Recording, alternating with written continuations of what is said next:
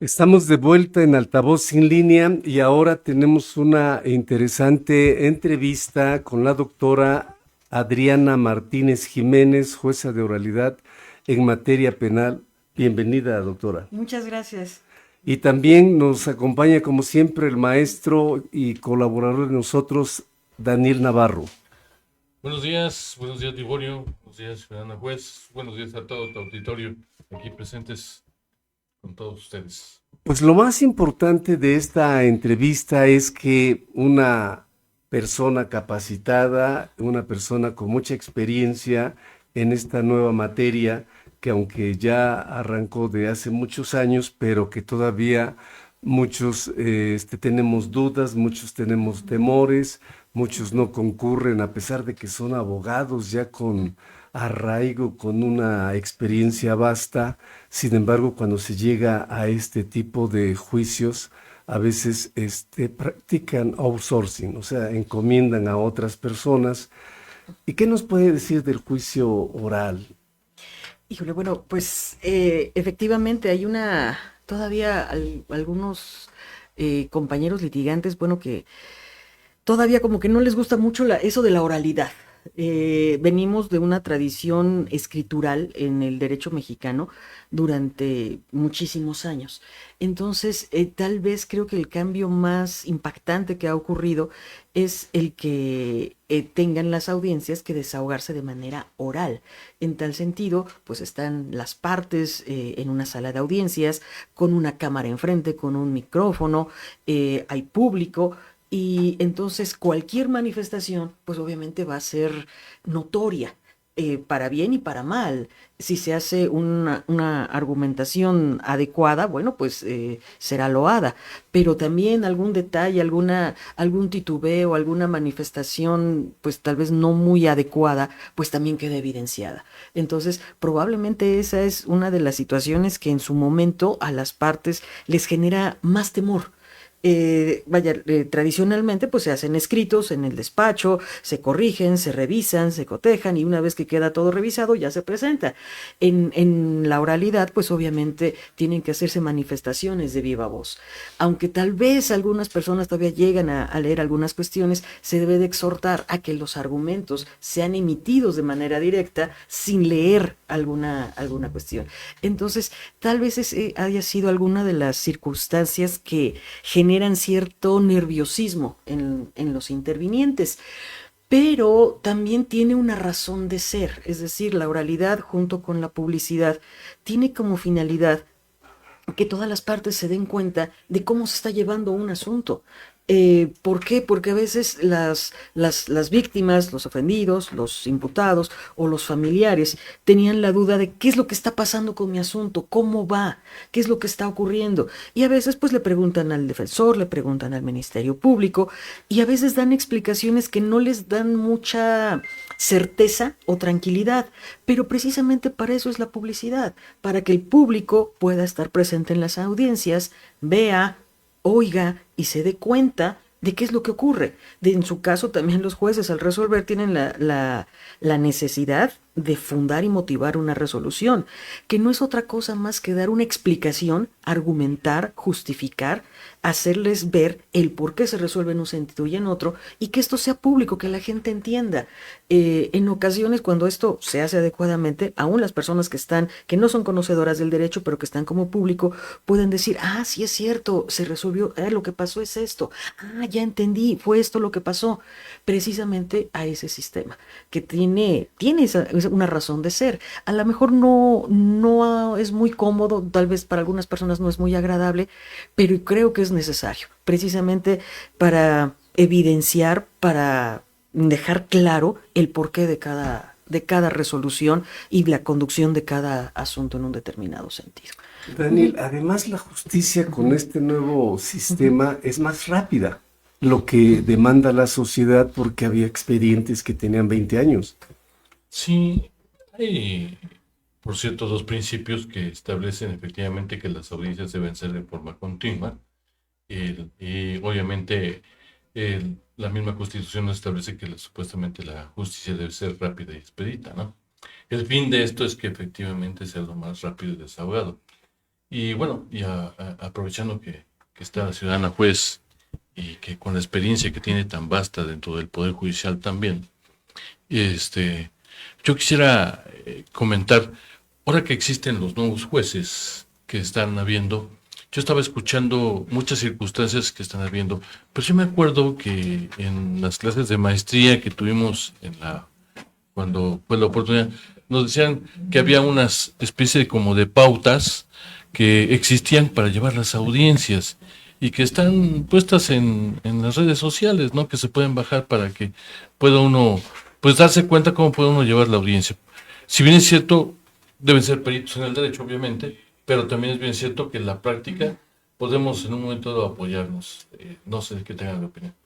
Bueno, en ese sentido, yo recuerdo en su momento cuando a nosotros nos capacitaron para poder tener una actividad dentro del sistema acusatorio y oral. En su momento se contábamos con CETEC y participamos en múltiples cursos.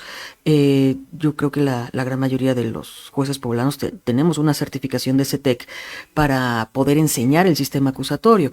Pero en la capacitación que a nosotros nos dieron, inclusive hay guías. Hay guías impresas, hay guías en videos.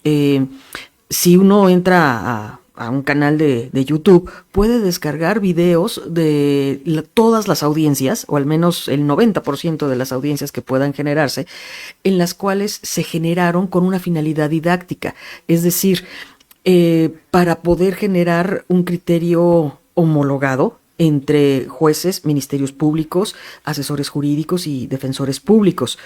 En esos videos se hacen las audiencias, obviamente simuladas, no son casos reales, sino son didácticos, en los cuales se puede uno tomar qué es parte de lo que tiene que argumentar un defensor, un ministerio público, qué pronunciamientos en base a qué es lo que debe de decirse un juez al resolver, cuáles son los puntos que se deben de abordar. Y además de ello, hay una guía de la Suprema Corte de pautas de las audiencias.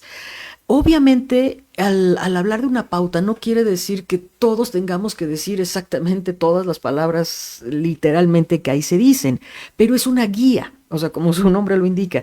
Aquí nos va diciendo que cuáles son cómo se individualizan las partes, cómo se apertura una audiencia, qué es lo que se le tiene que preguntar a cada una de ellas, cuáles son los puntos, los temas, los rubros a tocar y sobre eso ir desarrollando cada audiencia, desde las preliminares, audiencia inicial, intermedia, juicio, obviamente las salidas alternas, cada uno de los diferentes supuestos en los que se puede incurrir. Y inclusive hay esquemas ya impresos sobre los cuales se puede guiar una persona para saber lo que va a ocurrir en una audiencia. Obviamente respetando la libertad de las partes de hacer adaptaciones a cada caso en particular, pero esta sería una ayuda excelente para alguien que aún no ha incursionado en este tema de las audiencias, el saber cuál es el orden, qué puntos son los que se deben de tocar. Estas guías son excelentes. La guía de audiencias de la Suprema Corte y los videos didácticos que generó CETEC y que se encuentran en YouTube. Uh-huh. Gracias. Ahora, las medidas alternas es una solución, me parece interesante porque disminuye en gran medida el conflicto. Claro, las medidas alternas son precisamente salidas que nos permiten solucionar el conflicto de una manera muy rápida y obviamente por su naturaleza no pueden ser aplicadas para todos los delitos, es decir, quitando los llamados delitos graves, hay otra serie de delitos que sí permiten una solución muy rápida, porque finalmente a veces, en un ejemplo, ¿no? En un delito culposo, ok, no hay intención, fue un error, fue una distracción, hay daño en algún vehículo, hay algunas lesiones leves. Ok, ¿para qué queremos un procedimiento que dure 3 años, 4 años, 5 años? Finalmente el agraviado lo que quiere es que le reparen el daño y ahí muere. así dicho muy genéricamente. Entonces, si pagando el daño se puede solucionar el conflicto, pues vamos a favorecer esa solución, que las partes lleguen a un acuerdo reparatorio, que las partes, ok, bueno, en cuánto estimas tu daño, cuánto se acredita, lo pagamos y se soluciona el conflicto. ¿Para qué un procedimiento tan largo? O en su caso, otro tipo de asuntos, de querella, de delitos patrimoniales sin violencia, permiten esa forma de solución de una manera muy rápida.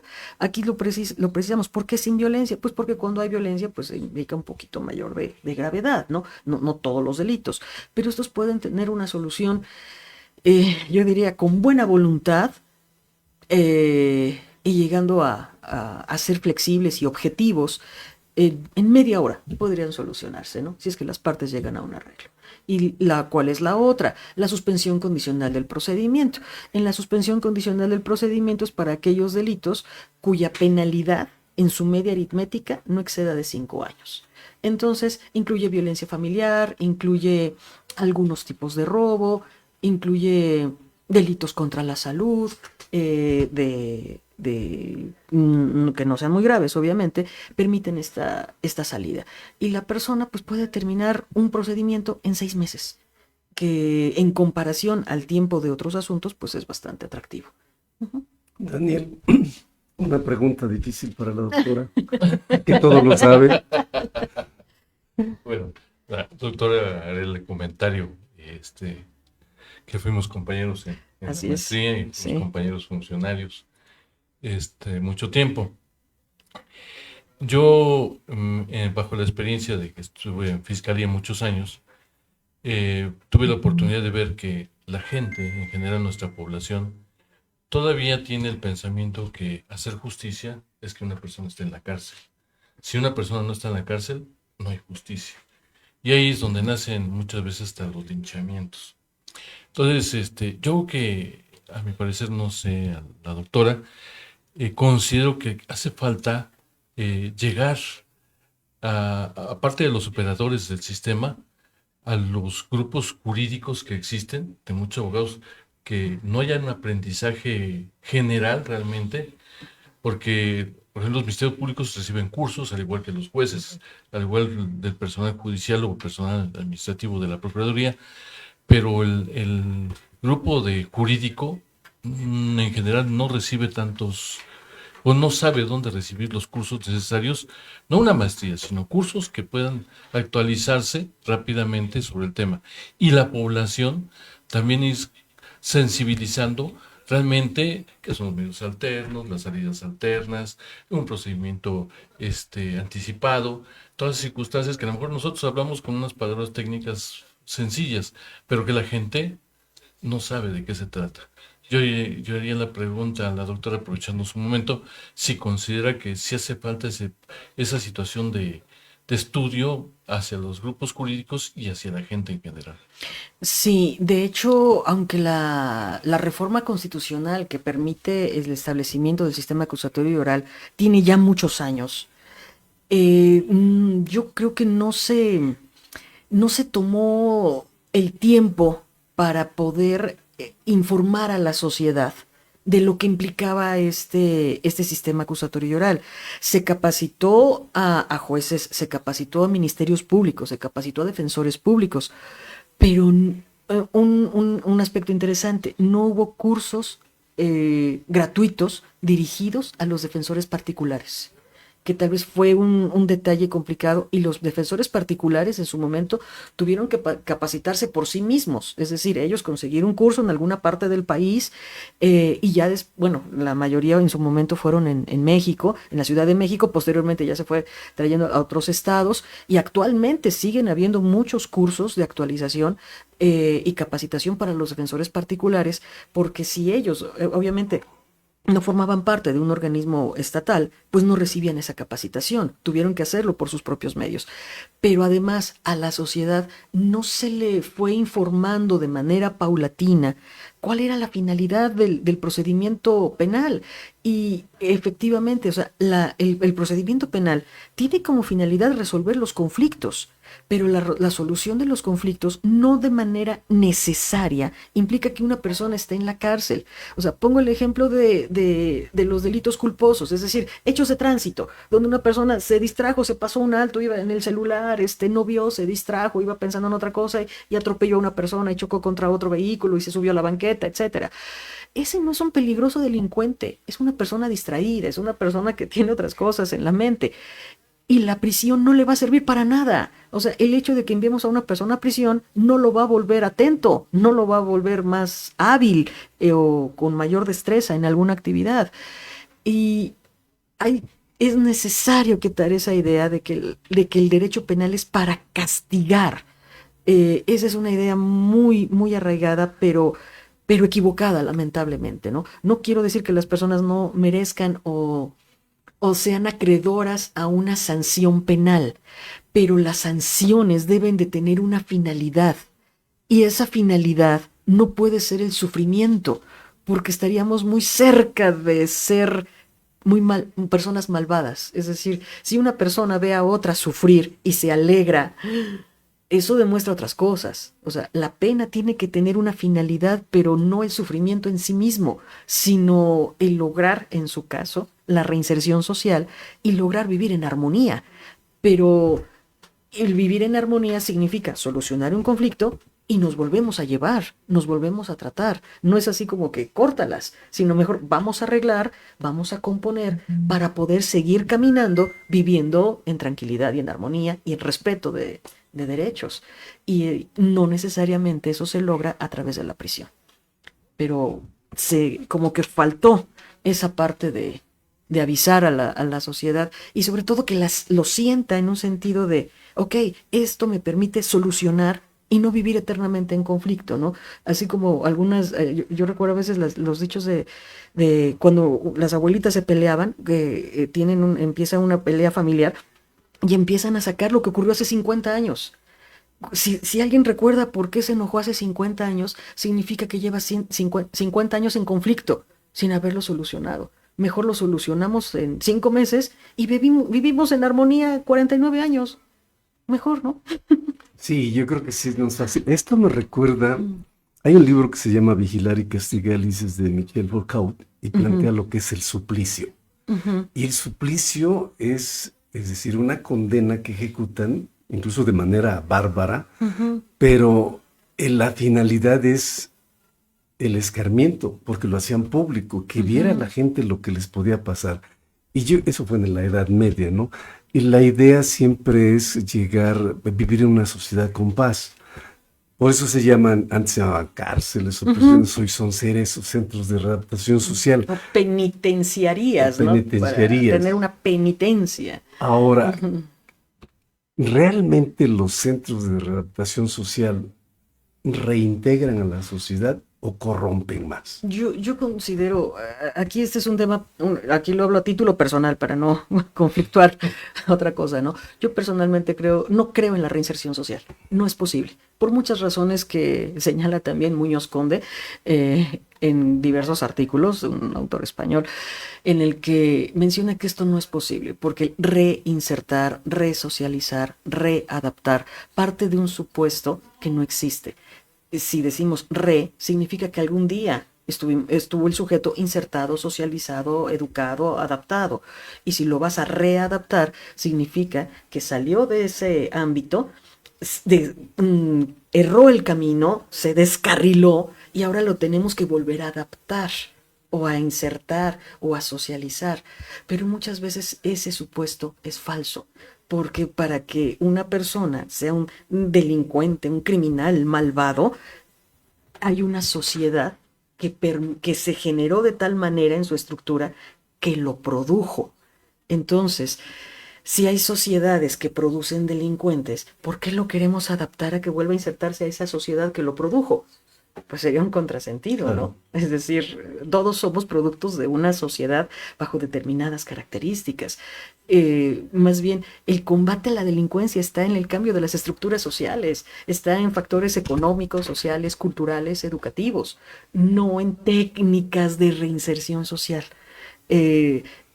Y por otra parte, enviamos a una persona a la prisión para que aprenda a vivir en sociedad, cuando la realidad social interna en los centros de reinserción social no tiene nada que ver con la vida en sociedad externa.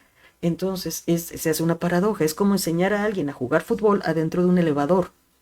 O sea, lo vas a o sea, para que alguien aprenda fútbol, tiene que hacerlo en una cancha. Espacio. Entonces, ¿por qué lo sacas de la sociedad? Lo mandas a un lugar que la forma de vida no coincide con el resto de la sociedad para que aprenda a vivir en un lugar completamente diferente. No tendría mucho sentido. Además de que no está probado que alguien pueda ser reinsertado. Es decir, estadísticamente, en el Cerezo de Puebla debe de haber más de 3,000 internos.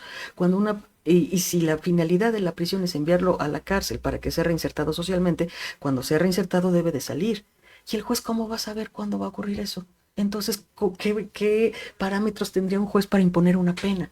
La pena se hace en base a la gravedad del delito y a las penas que vienen en un código, no en base a un estudio específico de un delincuente de cuánto tiempo necesita para aprender. Y si una persona, un homicida, un secuestrador, entiende cómo vivir en sociedad en 3 días, ¿en 3 días lo liberó? Y si También es contra eso. entonces, si la finalidad es que aprenda, y si alguien aprende en 6 meses sale, y si nunca aprende, nunca debe de salir, entonces dependería del aprendizaje, no de la gravedad del delito. O sea, hay muchos puntos, ¿no? Y créame que es un tema muy, muy, muy amplio, pero pues entiendo que la prisión sirve en realidad de manera fáctica para que la sociedad esté tranquila pensando que los malos están en la cárcel. Pero en la vida práctica yo creo que hay buenos en la cárcel y hay malos afuera. Pero el punto es que caemos en un ámbito de etiquetas. Si estás en la cárcel eres malo y si estás afuera eres bueno, cuando no necesariamente es así. Daniel. Yo hablaría en la estigmatización que ponemos en una persona cuando le siguen un procedimiento y que desgraciadamente la sociedad no hemos aprendido lo que es la inocencia o la culpabilidad de una persona. Y en esto me refiero que muchas veces capturan a alguien, si bien es cierto ahora no le pueden ver la cara en algunas circunstancias, pero si bien es cierto que seguimos y toda la gente que está afuera efectivamente piensa, no, ya es el ratero, ya es el homicida, ¿sabes qué? Si están en la escuela sus hijos, no te juntes con ellos porque son los hijos del ratero, son los hijos del homicida. Entonces, esta estigmatización que te tiene no impide que realmente esa persona pues piense en una readaptación o motive a que realmente tenga un arrepentimiento de la cosa, sino que al contrario, tenga un rencor más fuerte hacia la sociedad. Y eso pues no nos va en un camino correcto, sino nos va como sociedad en un camino de venganza. Y realmente, pues aquí no debemos buscar la venganza. La última ratio que se debe utilizar es el derecho penal, y la última ratio dentro del derecho penal es la prisión. Pero desgraciadamente la sociedad la ha tomado como la primera ratio, es decir, que es lo primero que debe existir para esa tranquilidad. Y debemos atacar todo lo que lleva. Hay un libro de un autor que nos habla del derecho penal del enemigo y que nos habla, bueno, si ya tratamos de que esta persona se componga, se adapte otra vez a vivir con todos, se arrepienta de lo que pasó, qué padre. Pero si no, hay que aislarlo. Como en una guerra. Tú ves una manzana podrida, puede podrir a las demás, pues mejor la quito antes de que pudra a las demás y la aíslo completamente para que no pueda existir una contaminación general. Pero, pues no es el fin realmente llegar a esa circunstancia, porque entonces, ¿qué somos realmente como sociedad? Entonces, el derecho penal es bueno, pero en el entendido que se le está siguiendo a una persona un procedimiento y esa persona es inocente. No podemos decirla como culpable hasta que tenga una sentencia condenatoria. Jamás podremos hablar de eso. Y muchas veces hasta en las redes sociales sacan, no, es culpable, ganaron al culpable fulano. Y estamos ocasionando un daño moral, que antiguamente le llamábamos calumnias o difamación, Y ahora pues es en materia civil que se sigue porque le estás ocasionando a esa persona que pierda su trabajo, que pierda muchas circunstancias, sin saber realmente si es culpable. ¿Qué tal si en sentencia lo absuelven? Y todo el daño demás. Sí. Ya le quitaste familia, ya le quitaste escuelas a sus hijos, ya le quitaste trabajo, y era inocente. ¿Por qué? Entonces, esas circunstancias también debemos entenderla como sociedad en ese punto. Sí, realmente es muy necesario que no se estigmatice previamente, por eso está la presunción de inocencia como elemento. Desgraciadamente los medios de comunicación linchan y la gente se las cree, ¿no? O sea, cuando realmente pues se les tiene que dar la oportunidad a que dicten sentencia y entonces ya. Y sí, en efecto hay muchas afectaciones. Yo conozco de casos donde se desintegran las familias por estar en la cárcel, se desintegran los hijos, se van a drogas y además el daño que les causan es tremendo. Y luego se dicta una sentencia absolutoria y ¿quién le repara el daño que para mí es irreparable? La destrucción de la familia. Ya la esposa tiene otra pareja o el esposo, pero que son casos más en menor cantidad. Y los hijos interrumpieron sus estudios. Hay gente que les deja de hablar, ¿no? Pues es hijo de fulano tal acusado de X delito.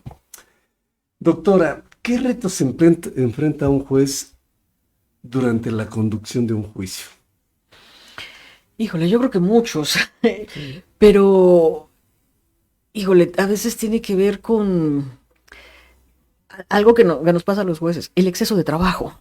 Digo, es la necesidad de poder acomodar audiencias en un tiempo limitado para poder resolver. Eh, la complejidad a veces en la investigación de los hechos que no se logra plasmar en una audiencia la eficacia de los mismos. Y a veces un juez puede advertir que es, ok, alguien puede ser culpable, pero hay investigaciones deficientes. Entonces, yo creo que tal vez eso es algo bastante frustrante porque uno como juez puede ver, uy, yo creo que esto es así, pero no tengo los elementos de prueba suficientes que me permitan poder sostener un fallo en un determinado sentido. Entonces, los jueces terminamos resolviendo en base a lo que oímos, porque por eso son las audiencias, para oír las manifestaciones de las partes. Y en ocasiones los argumentos de las partes son limitados, son deficientes, no tienen sustento demostrativo. Y se olvida a veces que en derecho lo que tú dices lo tienes que probar. No basta con el solo hecho de decirlo, tiene que tener un sustento probatorio. Y si no se tiene ese sustento probatorio, no se podrá sostener una resolución favorable a esa petición. Entonces, uno como juez a veces puede darse cuenta que algo, pues sí, pero si no se prueba, no hay elementos suficientes para resolver. Entonces, a veces pasa comúnmente con los agraviados o a veces con los imputados. En el uso de la palabra, que es su derecho a hacer manifestaciones en audiencia, adelante, y cuentan historias y cuentan lo que ellos vivieron o lo que ellos aprecian, pero sin sustento demostrativo. Entonces, al no tener una prueba, pues su versión está vacía, está hueca. Y entonces, pues es ahí donde Ministerio Público, Asesoría Jurídica o Defensa tienen que ser muy objetivos hacia sus respectivas representaciones y decir, pues sí o no, pero eso no se puede probar. Entonces, a veces se generan falsas expectativas en base a, es que yo sé que fue así, yo sé que fue así. Tú lo sabes, pero lo tiene que saber el juez. Y la manera que lo sepa el juez es a través de la prueba y correctas técnicas de litigación. Entonces, a veces, lamentablemente, seguimos viendo técnicas de litigación deficientes que no logran aterrizar en un plano de litigación o procesal el poder probar una verdad, y que eso es lamentable. Ahora, en los nuevos sistemas se establece en materia civil, por ejemplo, y supongo que debe ser en penal, es decir, que ya no es la búsqueda de la verdad legal, sino la verdad real. Y el juez en materia civil, por ejemplo, tiene a su alcance los medios necesarios para atraerse de documentos, pedir información para llegar o arribar a la verdad real y poder dictar sentencia. En materia penal, ustedes están limitados. Así es, o sea, Por el el juez, mismo- por el sí, mismo. el juez no puede generar, sugerir prueba alguna. Esa es función, la carga de la prueba en materia penal es del Ministerio Público. ¿Por qué? Porque es el que acusa. ¿Por qué? Porque hay presunción de inocencia. Entonces, la presunción de inocencia es un principio constitucional en favor del imputado durante todas las etapas del procedimiento hasta que cause ejecutoria una sentencia condenatoria, es decir, donde se ha probado procesalmente que alguien es culpable. Pero antes de eso, se presume inocente. ¿Quién es el que no presume que es inocente? ¿Quién es el que piensa que alguien es culpable? El Ministerio Público. Y precisamente lo piensa porque generó una investigación de la cual se desprende que probablemente alguien es responsable. Entonces inicia el procedimiento. Iniciado el procedimiento, sigue investigando. Si cuenta con información suficiente, entonces acusa en base a esa información que obtuvo derivada de su investigación. Y digamos que el Ministerio Público que acusa es el único que cree que es culpable, pero tiene que probarlo. El juez no puede intervenir en eso porque entonces sería una actividad tendenciosa o parcial favoreciendo a alguien. Pero entonces la otra parte va a decir, oye, o sea, tú estás de parte del Ministerio Público o estás de parte del agraviado, ¿y yo qué? Entonces un juez no puede tener esa función. Un juez tiene que ser completamente imparcial. Escucha argumentos de ambas partes. Por eso es precisamente el principio de contradicción. Ok, una de las partes manifiesta algo, defensa, ¿tú qué tienes que decir? Sí, no, ¿estás de acuerdo? ¿No estás de acuerdo? De manera parcial, en fin. Y en base a eso establecer la contradicción, en su caso réplica, dúplica, y en base a esa información resuelve. Bien, vamos a un corte y regresamos con esta interesante charla con la doctora Jiménez.